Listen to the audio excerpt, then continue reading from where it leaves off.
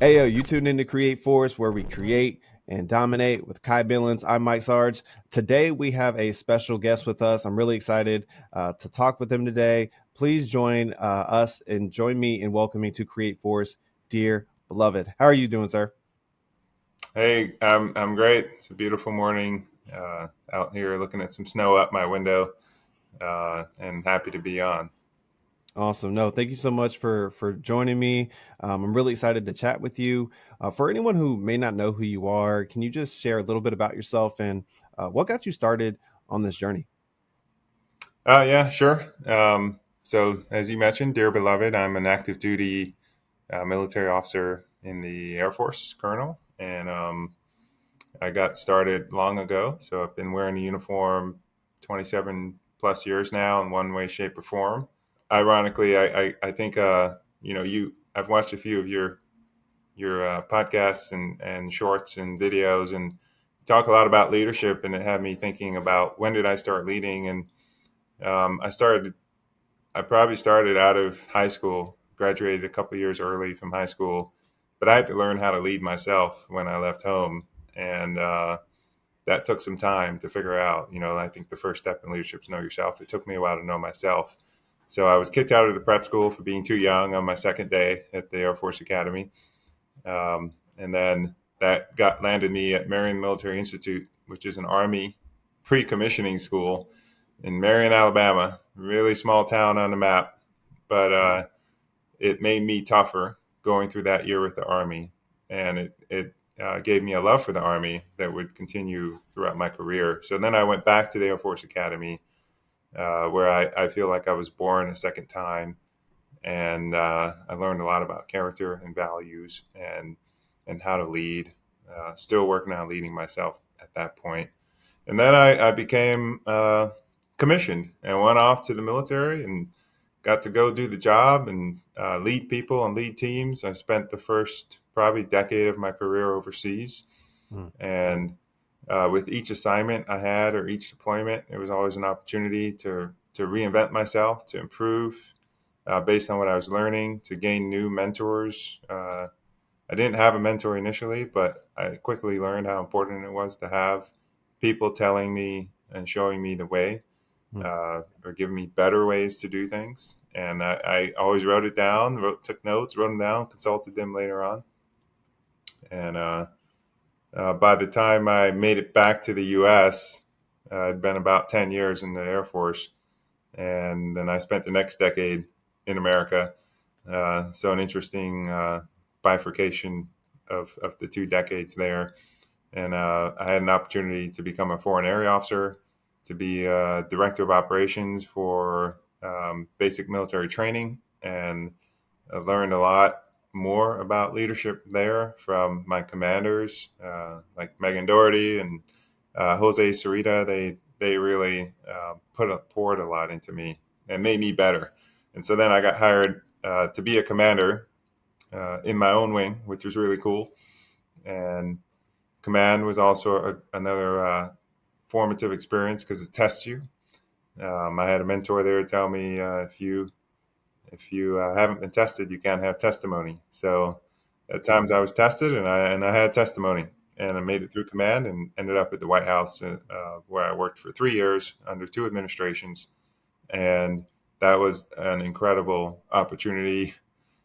Join the Air Force, go work at the White House. Never really imagined something like that. So when it happened, that was really cool.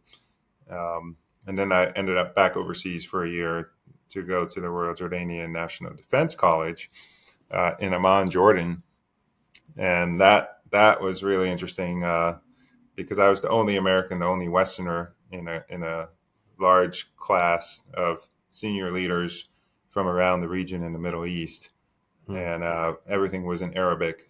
So thankfully, because I had been learning Arabic since I was a lieutenant, my learning curve was steep, but not too steep. I was able to get up to speed after a few months in operating in the language. So now I'm back in DC for some more training, preparing to go out to Bahrain for my next assignment at the U.S. Embassy there. So looking forward to that leadership opportunity. Um, And that's my journey in a nutshell. I've learned a lot along the way, which I'm sure you'll dig into. Yeah, absolutely. No, thank you for sharing that with us. Because it sounds like you've gotten a lot of just hands-on experience in the realm of just leadership. I wanted to start by asking you, what's your favorite part about leading people, or just being involved in leadership? Yeah. So leadership, I'm an introvert at heart. So Okay. coming out of my home, uh, I wasn't a leader. I'll be the first to tell you that. So leadership wasn't my favorite thing. Um, but I learned over time because I cared a lot. I cared about duty, a sense of duty. I cared about being better. I cared about learning. I cared about finding people older than me and asking them questions, and so that I didn't have to make mistakes that others had made. And so as I went along, just my sense of caring led to learning that by interacting with people and connecting with people, I could make a bigger difference. That I could use my voice or I could learn from their voice. And so that desire to make a difference is probably what led me to um, want to lead later on in my career. But in the I was a late bloomer, so I was still learning about leadership when I was young. My favorite thing today about leadership is the ability to make a difference, to the Mm, ability to help improve other people's lives, to give them opportunities, to develop and grow them, to learn from them, to succeed with them, sharing that success. It's just a great feeling. It's hard work. Leading is always going to be hard work, but it's also satisfying. mm, no, absolutely. And I asked that question because um, I think sometimes we can get into the habit of like always talking about like solely the hard parts of leadership, what makes it difficult, but not always talking about the things that motivate us, to lead, um, Hmm.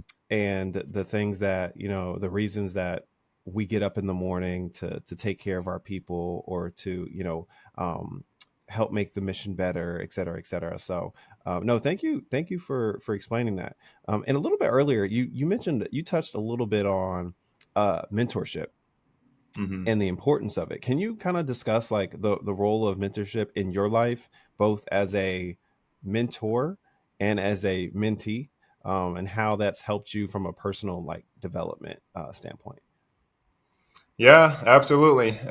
Wouldn't be here without mentorship, and a lot of times I didn't know I needed it, but I got it. So Mm, probably the earliest mentorship I got, other than the constant loving, feeding, and caring for my parents as I'm growing up, was uh, high school.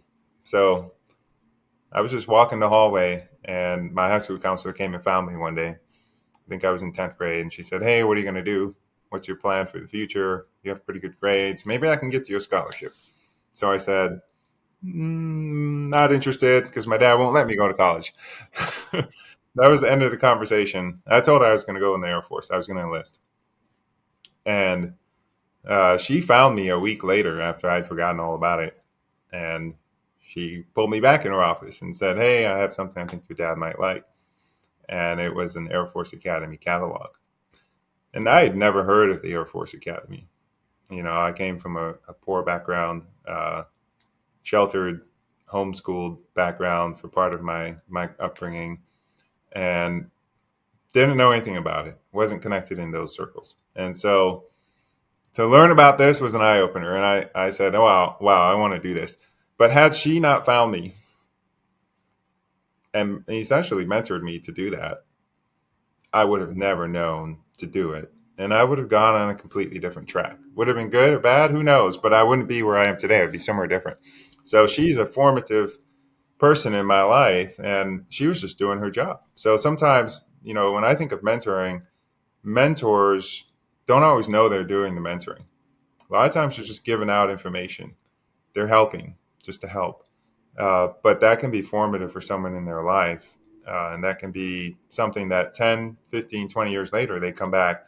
As I did with her, I actually found her 20 years later when I got promoted to colonel, and brought her to DC, invited her, and she accepted to come to DC to the ceremony with General Brown, General CQ Brown, presiding over it, and pulled her up on stage and thanked her publicly for doing what she did. And she said that if more people did that, she would work even harder, or people like her would work even harder to do what they do. So it was really meaningful. But in my Air Force career, my first mentor found me. Other than my bosses, I would say all my bosses are mentors in one way, shape, or form. They do that as part of daily interaction. But non-boss mentors is different kind of relationship because there's not the chain of command there as a filter. And so I was in Germany, and this major, he was on the way out the door. Probably had a week left when I arrived, but he saw me, found me, pulled me over to an Italian restaurant, and said, "Hey, here's what you need to do." Stuff, simple stuff like, make sure you wear your uniform right. Don't be showing up in civilian clothes. Do your job. Learn everything. Take joint opportunities. Don't stovepipe yourself. Mm, And I wrote that stuff down. I kept in touch with him for years. Um, I didn't know I needed it, but everything he told me to do proved right. mm, Um, and then I've had many more mentors along the way. I think it takes two to tango when it comes to mentoring. You have to be interested, mhm, right? You can take a horse to water, but you can't make him drink. mhm, I've been drinking. I've been drinking for decades, and I enjoy learning. I enjoy questioning. Am I doing it the right way? I think it takes a certain level of humility and vulnerability to know if you're doing it the right way. To ask that question, to not assume that you know everything already. And so that's come mm, back in circles. You asked the second part of your question was, how I interact with my mentees. Um, So I have a lot of mentees, but it's not like a formal relationship with most of them. It's really, I'm available at any time. So mm, hit me up on my phone or by email whenever you need me. I'm there. And then I give out, periodically advice or share thoughts on social media through different groups. Um, and I just do that whenever it may be something I'm working through with a mentor, a mentee that I decide, this is really good to share with others as well. mm, And so I'll put it out there. Or it may be just something I've had repeated conversations about with leaders or with subordinates, and I've seen people struggle through, and I'm like, yep, this is worth a post. And so a lot of people find me that way too. After I've done my social media posting, they come and find me later on and say, "Oh, I read your post and it really resonated," or "I've been reading all your stuff and it's so great to finally meet you." And then I realize I've made a difference far beyond what I knew. mhm, So my approach is just keep giving and giving and giving, and wherever it lands, it lands. mm. No, that's good, and I think that especially when you kind of told the story of how you even became like how you even were made aware of the Air Force, um, it's so crazy how because you said she was essentially just doing her job, right? And I'm amazed at how as leaders how doing just the simple things like the small things Hmm. can end up being so impactful to the people around us. Because sometimes I think that it's easy to think, all right, well, what makes me a leader is my position. What makes me a leader is my rank, Hmm. um, or my position in a company organization. But when you really break it down, sometimes just being a leader is doing those simple things, doing those small things like showing up in the right uniform or showing up Yep. on time for your people or being an advocate for other people's careers and even when Hmm. it's not going to benefit ours in any way shape or form. um, Yeah. Yeah, so you're right. Actually, I had a former commander, group commander, Colonel Jason Carruthers. I remember one time he came to my unit when I was a director of operations, mhm. and he said, "Hey, just remember this, guys. You're always on interview," and that really resonated with me Mm, um, because it's true. I may be inspiring someone, and I don't know it. Uh, what am I presenting when I'm walking around for 1 second or for 2 hours? It doesn't matter. It can be a micro interview, it can be a long term interview, but what are you presenting to others? And I, I, I learned the other favorite quote of mine at the academy was always on parade. And always on Mm-hmm. interview, I liked a little bit better because, yeah, people are looking at you. Hey, what's Yeah. this guy about? Or what's this woman about? Who do they represent? And do they share my values? Do they represent the organization well? All those things come into play. Do you walk what you preach? Right. Mm-hmm. Those are all questions people can have. Are we going to get every interview right? No. No. But the goal is to get more of those right than wrong over time, I Yeah. think. Yeah, absolutely. And I like what you said about values, and I kind of wanted to stick on that, because regardless of where you are, right, organizationally, anything like that, like, companies, offices have values or principles that they stand on, and it Mhm. helps in the way that they grow, they progress, how they lead. I wanted to ask you, are there any core values that you have or any core principles that you have that help guide your leadership style, or your daily interactions? Yeah, sure. Obviously, as an airman, I ascribe to the Air Force core values, and then I'll share some of my own. But Hmm. integrity, service, excellence certainly are baked into me at this point. If they aren't, I shouldn't be serving anymore. Um, but I think that's important to start with integrity, to have a culture of service. And service is not just to others, service to yourself, to take care of yourself. And I'll talk a little bit more about that. And then excellence. I think excellence is doing the routine routinely well. I think is really what excellence is for me, and that's part of my philosophy for leading. Um, I'm not expecting something above and beyond. I'm expecting the routine routinely well. I'm expecting reliable, steady performance over time, which is harder than it sounds sometimes, right? To just show up day after day and produce and do your job, like we talked about with the high school counselor.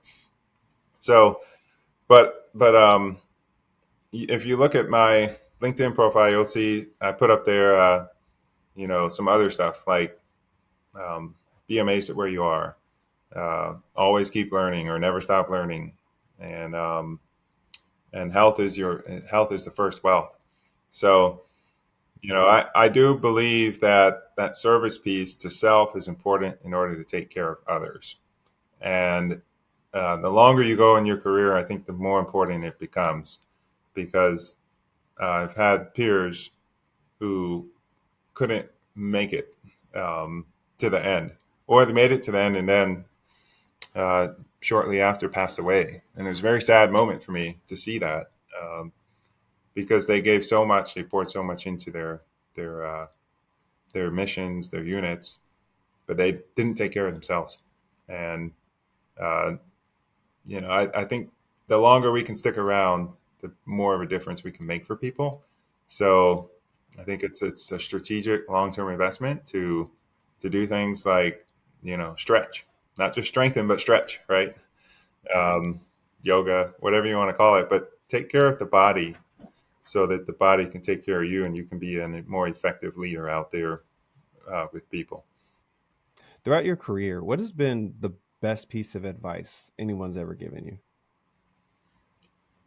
Um, wow. See, I've gotten a lot of advice throughout my career, and I would say every piece was the best piece at that time. Mm. Um, but I had a meeting when I was in Germany with a colonel at NATO headquarters, an Air Force colonel. This was a random colonel. I hadn't met him before. He told me to show up with my records. This was like a new mentoring program the Air Force was trying out. So Colonel Rick LaCastro. And so I show up with my records. I think I'm still a lieutenant at this point, or I just pinned on captain maybe 4 years in. And I don't really know what I'm doing yet. But I report in, I salute, and he has me sit down. He props his feet up on the table, and he starts flipping through my paper. And he just flicks it on the table, and he's like, there's nothing here, nothing here. Oh, there's a little something there, nothing here. And I was like, oh my gosh, this is terrible. Well, he said, there's nothing. He said, there's nothing in your records right now that's going to get you promoted. Mm. He said, you need to take more responsibility for providing good inputs to your boss and make sure your written record reflects your performance. Mm. Um, and I took that to heart because I realized no one's going to know me at a promotion board after that. It's going to be whatever is in the record. So if I'm Mhm. not purposeful throughout my year about communicating to my boss what I'm doing, about keeping good records, because over the course of 365 days, a lot happens. And I forget a lot because of that, right? Mhm. So I started taking notes on what I did and providing much better input with supporting evidence to my bosses on what I did throughout the year. And you could see after that, my record started to improve. And had I not done that, I don't know I would be here today. And I mentor people, and hey, if it's not on paper, it didn't happen. As far as the Air Force is concerned, at a lot of these boards, so it's important to take that extra time, document what you're doing. Something that I'm starting to see that is becoming a trend more and more in regards to conversations when we talk about leadership is a culture of belonging, right? Hmm. Um, uh, allowing people to feel valued or the importance of belonging, psychological safety, things Hmm. in that vein. And I wanted Yeah. to ask you, are there things that have helped you, um, or things that you've done that have allowed you to maintain that culture of belonging to where the people that are under you um, feel like they're valued or feel like, hey, they can bring themselves to work, and then by that happening, it betters the mission. Yeah, absolutely. Belonging is part of leading. I think that's. I think back immediately to Napoleon. He said that the moral is to the physical as is 3 to 1. Mm, And mm, in other words, this sense of belonging is really important. If you want to be an effective fighting force on the battlefield, people have to feel like they belong, because there's a lot that goes into getting to the battlefield and staying on the battlefield and mm, enduring on the battlefield. And mm, so, yeah, belonging is super, super important. And the way I've gone about fostering belonging on teams I've been is don't dominate the conversation. It starts with listening. People have to have a voice. So I think there's a trap sometimes leaders we fall into, especially young leaders. I've seen it where they uh, they get a team and somebody on the team's not performing as well as they expect them to. So they start to really go after that person or say, "Hey, why aren't you at this level?" or blah blah, or "I can do this. Why can't you do it?" Well, as a leader, you should probably, if you've been selected on merit, you should probably be able to do some of those things better than everyone else, or you wouldn't have been selected as a leader. So it's important to keep that humility and understand that part of your role may be to develop and to develop people from where they are, not where we want them to be at, but where they're actually at. And mhm, when you start and you meet someone where they're at and then bring them up or give them an opportunity to go develop and learn versus just, put the finger in their chest or uh, dismiss them and put them in a corner because they're not performing where you want them to. Well, then they start to feel like they have buy-in. They start to feel like they're being invested in, and then they want to give back and they want to work harder for the team and for the mission. mhm, So I think that's really critical, to gain buy-in, to develop people from where they are, to allow others to provide input. It doesn't mean you have to take it always, right? Um, Part of the leader is making those decisions, but people need to know that they were heard in the process of that decision making, and then they will accept if you make a decision based on your best judgment and experience. Another mm, thing, you talk about belonging is the Air Force, in particular, and the military. I think in general, we have we have had halting moments of progress when it comes to belonging. Right. mhm. I have a beard today, and if you look at anything else I've ever done, I haven't done anything else in a beard. So this is I'm taking some leave here this month, and I'm growing a beard while I'm on leave to sort of demonstrate some solidarity with uh, military members on shaving waivers, Mm, because there have been decades of harassment and discrimination against military members that are on shaving waivers, and they've been less visible. And the majority of these members, particularly early on, were blacks. Nowadays, there are more non-black serving members that have shaving waivers as well. So it's not exclusive to blacks, but um, we have, there's a history of keeping uh, denying special opportunities, of keeping people out of the media, off the bands, off honor guard, off recruiting, off military training instructor if they had a waiver. And and for black service members, and like my dad, the hair coils in, right? Coils into the skin if you shave it too close. So um, I think it had to have been tough for members with those conditions to endure, either by shaving too close and scarring their face constantly and dealing with the pain of that, or having a waiver and then being denied many opportunities throughout the career, which then is demonstrated through scientific studies at a high degree of confidence. Is demonstrated to uh, slow down advancement in one's career and delay promotion uh, comparative to your peers. So I'm a big proponent of normalizing beards so that we don't have that stigma and harassment and discrimination that takes place. There are a lot of great leaders out there who understand this problem and are doing everything they can to reduce that Mm-hmm. discrimination, but it's not uniform across the force. And we still have a lot of pockets of people that are out there suffering. Mm-hmm. And I think, if we look at some of the other militaries around the world, uh, quarter-inch beards, even like our Secret Service and a number of the agencies, the U.S. government agencies, Mm-hmm. have beards. Yep. A lot of police forces have them. Even some of the firefighting teams have them, and it allows for a more inclusive, belonging workplace environment. So I Mm-hmm. think it's something we need to look at closely and monitor closely, because if I want to inspire and I want to increase propensity to serve um, in all of America, well, I need to also show those people they need to be visible and they need to feel like they are included and they belong in the force. Mm-hmm. No, you're spot on, and honestly, I think um, a part of it. First, I want to say like thank you for doing that, because I think a part of the problem sometimes can be people don't think it's an issue still.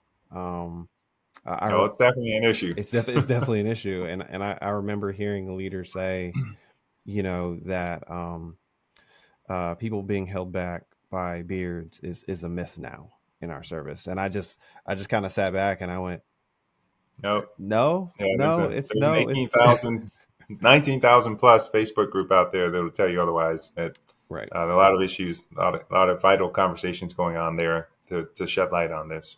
Yeah, absolutely. So no, thank you for that, and thank you for being an advocate. While we're on the topic of barriers, I wanted to ask you, as a leader, like everyone in their leadership journey as they're growing, they run into particular like obstacles or barriers. Um, what was that for you? Like was there a point in your career where you hit like a barrier or an obstacle? It may not even Mhm. be work related; it could have just been life, Yeah, anything that you had to kind of overcome in your journey. yeah. Barriers have been ever present. I like to tell people struggling, even my daughter sometimes, life is hard. Life is hard. And I think we spend a lot of time trying to make it not hard. But at the end of the day, we have to accept that life is going to throw challenges at you no matter who you are. For example, in Los Angeles right now, the fires, right, have just devastated the homes for many. And even, very rich people have had their homes just completely destroyed, right? You would think they have a great life, and then a fire comes along and throws a wrench in everything. So it doesn't matter where you are in your life, that difficulty can come. And I've had adversity throughout my career. Um, I would say so. There are no bad assignments. I've never had a bad assignment in terms of bad location or anything, bad unit. I've had bad leaders, and so I am a whistleblower, um, 4 times over at least, and then there's probably some more minor things in there, but including at the highest level, the White House, and um, the bad bosses were the hardest because uh, they'll come after you or they'll do things that are not legal, moral, or ethical. Hmm. But the burden of proof is always going to be on the person to report what's going on, and that's difficult. And you have to know the systems that are in place. There are systems that are congressionally mandated, to protect um, people that come forward to report. But uh, not everybody has success navigating those systems, and so that's one of the big things I focus on when I mentor junior officers. Is, hey, if you're struggling, call me, um, or call someone. Don't struggle in silence, because Hmm. I have had mentors along the way, or confidants, people I could just call Hmm. in every one of those situations, and I was able to lay it out. Here's what's happening. Is this just me? Why is this happening? I'm struggling with this. What should I do? I'm thinking about this. I don't want to cause trouble, but I know this is going to cause trouble. Um, what do you do? And I remember one of my mentors, um, Major General Dunn, he's retired now. He said, DB, you just have to accept that this is your destiny, and you have to do the right thing. Hmm. I said, okay, Hmm. then here we go. Um, but yeah, Yeah. whistleblowing's tough, and you get a mark for it. Yeah, what? Like I remember before I showed up to the White House, I was a lieutenant colonel then. Another lieutenant colonel was there that I knew, and he told the team, he said, "Hey, watch out for DB. He's not your average guy. He's not gonna put up with some of this stuff." And he shared that with me later after I had to be a whistleblower for something, and um, I said, I have a reputation that's out there, for good or bad. It doesn't matter. I was just doing the right thing, Mm. and following my oath, and being a leader, right? Being what the nation expects of me as an officer. Mm. You know what? Like, you actually bring up a really good point in regards to just doing the right thing.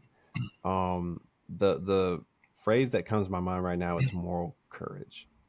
Hmm. Um, like I've always loved having the conversation of like, hey, it's cool to talk about doing the right thing, but what are you going to do when it's time to do the right thing? um, and I wanted to, definitely wanted to hear your thoughts on moral courage and its importance in regards to people in being in positions of authority, and Hmm. why they absolutely need to use their position to do the right thing. Yeah. So moral courage, you just hit on it. I've done 2 war colleges in addition to the one in Jordan, Air War College and Army War College. And moral courage is something that they teach in the war colleges. That we are having those discussions with our senior leaders. So it's a really great question, Mike. And um, I would say, in order to have moral courage, you really have to know yourself. So you don't need a position to demonstrate moral courage. I wouldn't say you need a position. No. All you need is moral courage. You need to have an impetus for not standing by. It's that simple. If you're gonna stand by and watch a problem happen as a leader, then you're now part of the problem.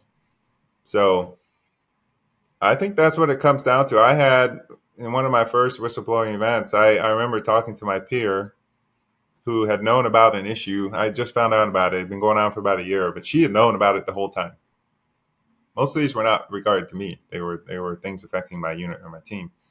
And I asked her. I said, "This is clearly IG stuff. Like, this should be reported, Inspector General." And I said, "Why haven't you said something?" She said, "Well, I've got school coming up, and I don't want to jeopardize anything." I said, "Well, that's not acceptable."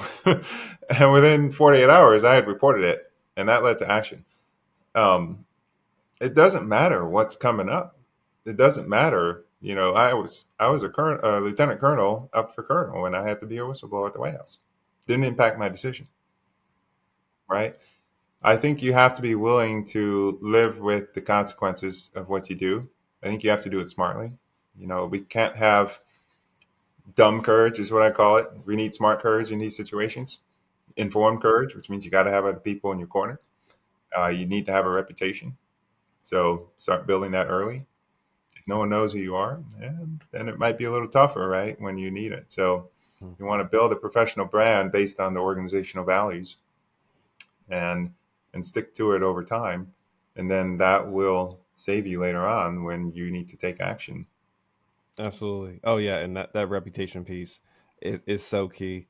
Not just burning bridges for the sake of burning bridges, or because you and another person disagree, or whatever it might be. I've seen that go Mhm. south so Mhm. many times, where you just need someone to help you out with something, but that's the same person that you disrespected just a month ago, or at a previous assignment, or whatever it is. Mhm. So I get a chance to talk to my people about that a lot.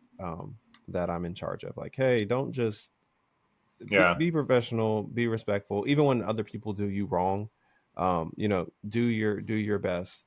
Uh, Well, and yeah, the military is a unique environment compared to the civilian side. So I think there are some differences yeah, when we talk about moral courage for military service members, in that you move every 2 to 3 years on average, mm-hmm, unless you're in the guard. Um, uh, Active duty, we're moving a lot. So you can recover from a bad boss on active duty. Uh, on the civilian side, I've seen people stay in one place for 10, 15, 20, sometimes 40 mm-hmm, years. And so the impact of their action, if there's not a strong system in place to protect people that come forward, mm-hmm. people that demonstrate moral courage, that can absolutely be Devastating. life destroying for them. Mm-hmm, And so, and then I go back again to, you really have to document, you have to have good evidence, and you have to have people in your corner advising you before you go and do something like that, because it can come at a cost. For me, I felt like I was always retaliated against, and in some cases it was substantiated um, at the highest levels. And uh, I just followed the process, and I filed for due process. And I'm here today. I think I've had a fairly successful career. But more importantly, I know I've made a difference over my career. There are you've probably heard of the senior leaders, some of them that retire and say, "Oh, I'm retiring in 5 months. Whatever you need me to do, I'll do, because I don't have anything to lose now." When I hear that, I know that leader did not make a difference in their career. You mm-hmm, don't want to get to the end of your career and not have, mm-hmm. have made a difference, not have used your voice in the room. Then I'm not sure, I'm not sure you've gotten what you should have gotten out of a military career under oath, uh, and in the world's greatest military. That's a very, very interesting perspective. It's almost like, hey, oh, you're trying to pour out everything now, but that means for the most part you haven't been giving your people your all, or your organization your all. Or that's an interesting perspective. No, thank you for sharing that. The last thing I wanted to ask you about is, because we kind of talked about, we talked about a few things, but we talked about like mentorship and taking care of people. I wanted to ask Mhm. you, if there was someone listening and they're an upcoming leader, or they're an aspiring leader, Mhm. what piece of advice would you give them, in regards to, maybe they're becoming a supervisor for the first time, or they're leading command for the first time, or whatever that might be? Mhm. What would you say Yeah. to that person? Hmm. Well, taking command for the first time is very different from leading for the first time. Um, the command, we could have a whole conversation on. And maybe I'll start there. So, in command, I think the biggest thing to understand is um, your interview. We talked about always on interview. Hmm. Let's say I'm commanding a team of 100. You're going to have 100 different interviews. how are you coming across to each person? Mm. And uh, perception is so critically important. And so, you know, I had an early lesson in command when I at my first commander's call, I praised someone very publicly that had been helping me get up to speed, and I thought it was going to go over well. And after the commander's call, I heard that all the civilians were up in arms about me praising this person because they thought I was going to now hire her as a civilian deputy squadron commander. Totally not not intent in any way, but that's how it's been received. And so I quickly acted to correct that perception. But I've seen some leaders in those situations that will say, well, no, that's not what I said. And I was clear. So if you took it that way, that's how you took it. I don't think we can do that. There's only one leader, and we're responsible for verifying what we transmit is also what is being received. And if something else is being received, then it's on us to go back and fix that and communicate better. So communication is the number one issue for a new commander to focus on. How are you communicating? It should be multiple platforms, multiple channels, and it should get the message out. It should be transparent. It should be in a way that everyone is on the same page. But for a brand new leader, just starting out, uh, I'd probably tell them what I was told at the academy. Go find your enlisted. Go find your chiefs, your master sergeants, your tech sergeants, and learn from them. Because Mm-hmm. there's a lot to learn, and rank does not equal experience. And so you may outrank as an officer, you may outrank your enlisted, but you Mm-hmm. aren't more experienced than them. And Mm-hmm. so being humble, being willing to learn, I think is probably the number one thing for a new leader. Mm. I might need to just clip that and send it to every officer I know. But no, you're spot on. You know, like even myself, there have been times where, you know, like we have to be careful of our own, you know, personal biases, right? And Mm-hmm. you know, that might not even just be from a rank perspective. It could be from an age perspective. You know, Mm-hmm. sometimes you may like keep certain opportunities or certain things away from a person because you're like, oh, they're young. You know, like Mm-hmm. you don't get it, you don't understand, and there Mm-hmm. are plenty of well capable young people now, that they're able to take on not just their job but other passions that they have at the same time. And Mm-hmm. then even on the flip side, you know, assuming maybe someone that's older doesn't understand AI or technology, like Mm-hmm. no, like be mindful of your biases, and Yeah. you know, don't allow that to get in the way. So no, that's a great point. That's a great point. No, thank you. Like I really appreciate you just coming on to hop on and talk all things leadership with me. Like I really appreciate the time. Yeah, this has been fun today. There's nothing I'd rather do than sit and talk leadership and people and how we get better. And really, it's like a mentoring session for me as much as it is for you and for your audience, and listening to you and all the leadership nuggets that you drop out there. So I appreciate you inviting me on, and look forward to more of your content in the future.